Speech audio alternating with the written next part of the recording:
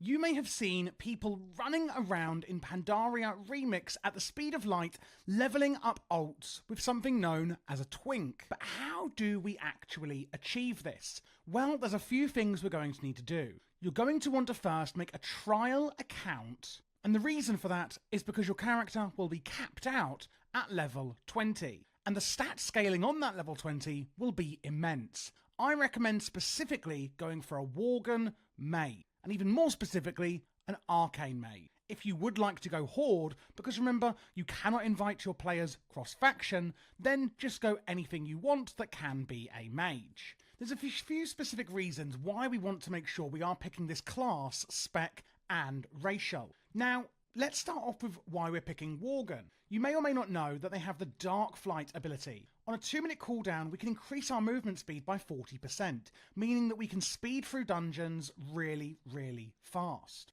As a mage, we also get Arcane Intellect, increasing our spell power. We also get Invisibility and the Blink spell. Blink meaning that we can shoot forward a short distance. Now remember, we can also get the Blink gem, and I have tested this, and you can actually use them both on their own, meaning they do not share a cooldown. So you do actually get 2 charges of Blink if you take the gem, which I do recommend. If we look at the talents we're taking, of course we don't have many accessible at this level. On the mage side over here on the left, we're going to be going into Overflowing Energy, where your spell crit damage is increased by 10%. When your direct damage spells fail to critically hit a target, your spell critical strike is going to be increased by 2% up to 10% for 8 seconds. When you then do critically strike, that will be reset. This is a really useful talent. The reason I'm talking through these is because some other classes, their talents just don't add much. But when I've looked, untested, Arcane Mage offers the most bang for our buck with the small amount we have available. We also have the Incanter's Flow, which is going to cycle through different damage increases. Arcane Warding isn't so important, reducing some magic damage taken. Another one that is very important, however, is the Incantation of Swiftness. Invisibility increases your movement speed by 80% for 6 seconds, meaning we gain yet another movement speed increase as an Arcane Mage. Lastly, we have Shifting Power. Draw power within, dealing some arcane damage to enemies within 18 yards is a great AoE, while channeling, our cooldowns are reduced by 12 seconds over 2.1 second. So things like invisibility, it's giving us that speed boost, we can then get back off cooldown even quicker. Moving on then over to the arcane side, we have Concentrated Power. Clear casting makes your next arcane missiles channel 20% faster, or, importantly, your arcane explosion is going to echo for 40% damage. Putting it simply, when you see your arcane explosion light up, we can use it here and you can see it's echoing for a second attack. We also have Crackling Energy, increasing the arcane explosion and arcane blast damage by 20%, and lastly, Never Precision. Consuming clear casting increases the damage of your next 2 arcane blasts by 20% as well. So when we get that proc on there, we should be using it, and that is the end of our talents. For the spells we're actually going to be using in this unique setup, it's really only going to be Arcane Blast and Explosion. You're going to rack up your arcane charges when you use Arcane Blast or Arcane Explosion, generally only using Arcane Blast in single target, and you can also use Arcane Explosion in single target and also AoE. It's actually very good in both instances. I would only use Arcane Blast on single target bosses. Apart from that, if you're wondering about the gems you should take, honestly, it doesn't matter too much. You can see on my gems here, I do have quite the mismatch of different ones. The main one I would say to take, though, is Shiji, which we can see here, and as I use, you can see it's giving me a massive movement speed increase again, while flying out feathers of flame all over the place onto potential enemies, meaning it's yet another movement speed increase you can get. It can take a while, it's a bit of luck, whether this is going to drop early on or later in the game for you, but as long as you get the gems to keep dropping, you have a chance at getting it. For the Tinker Gems I've gone for, I'm using Explosive Barrage, Lightning Rod, Victory Fire, and Wind Weaver. Now, as I said, I don't think they matter too much. It really is our arcane spells that are doing the main damage here. But these are some good ones you can take. If you're wondering how long it takes to get this twink set up, I done 2 to 3 dungeons to get it to level 20, which is maxed, and after that it's really about gearing it up, which can take an hour or 2. If we look at my stats here, we can see I've got 76% critical strike, 87% haste, 116% mastery, 84% verse, 20% leech, 9% avoidance, and already I'm at 31% speed. If you're thinking, how the hell do you get so much stats so quickly? Well, after all of my testing, I actually found a very specific way of doing this. If we look here at our Tauros, who's giving us the Looking for Group daily quest, you can see it gives a minus spool of Eternal Thread.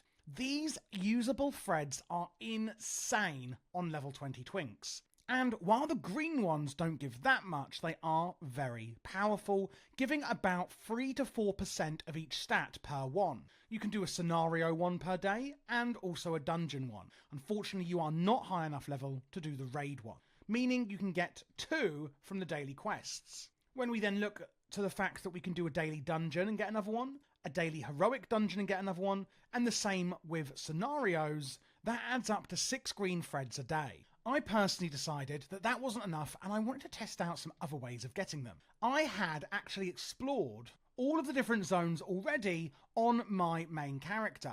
But if you fly around the zones like I am here on your twink ult, you can still unlock the exploration achievements for clearing out the map here. And that will give you another thread, meaning you can do one for each zone and get more threads really quickly for this twink. If you end up doing the questing or anything like that, that will also work. We want to be getting as many usable threads as we can. Another one that gets us massive threads that are actually purple, which could add 100 intellect and things like that, is doing the world bosses like Galleon here. You can only do the mainland ones, as the ones on the Timeless Isle and places like that will require you to be level 70, and therefore you're not actually going to get any loot from them. But the Shard of Anger and Galleon here can be done every day to get even more threads, especially the first time you do them to get the achievement. And that is how I got my twink so powerful so quickly. You may try this method and think it doesn't feel very strong, but if you do the tips and tricks that I have just shown you, it will be immensely powerful very quickly. The main strategy here is getting those usable threads however you can, because the scaling is so insane on them. It's at that point where you'll be running around dungeons, as you can see here, absolutely obliterating everything in your path. And all you've got left to do is invite your main character that you're looking to level on your main WoW account, which, yes, is absolutely fine with the terms of service, etc., because these are 2 accounts that you are actually using legitimately. Invite that character to your group, queue for a dungeon, and in you go. If you don't have the best computer, I would advise to turn down your graphics settings in WoW and then change your max background FPS to the lowest it can go, meaning that the one that is minimized, so the alt or the main that you're going to be leveling, won't actually be suffering from graphical lag while you are running these dungeons. Overall, I can run dungeons under 3 minutes in every single one of them, and you will be looking at getting 50 to 100,000 bronze per hour, depending on how many WoW ults you bring. You can bring friends with you. What I like to personally do is bring a friend who's also boosting 2 characters, and I bring 1 or 2 characters of my twink, and then we both just absolutely blast through the dungeon. I hope this guide was helpful for you, and if you are struggling in Pandaria Remix, please don't hesitate to join my Discord or ask me down below in the comments for any questions you may have. In our Discord, we actually run daily World Tour raid runs, boosting people in normal and heroic raids so they can get their gear, eye level and bronze in a much more efficient manner, especially as people are struggling so much to get into pugs at the moment in Pandaria Remix. And if you would like to support the channel, please do also consider joining the Patreon. There is a link below for that as well. You can also get your name in the video, as you can see above here, with a plethora of other benefits like behind the scenes videos, tons of written guides, and also my ELV UI and Total UI profile. As a small creator, it is the absolute best way to ensure that these videos can keep coming and is greatly, greatly appreciated. Apart from that, please don't forget to subscribe, leave a like, and let me know your thoughts down below in the comments.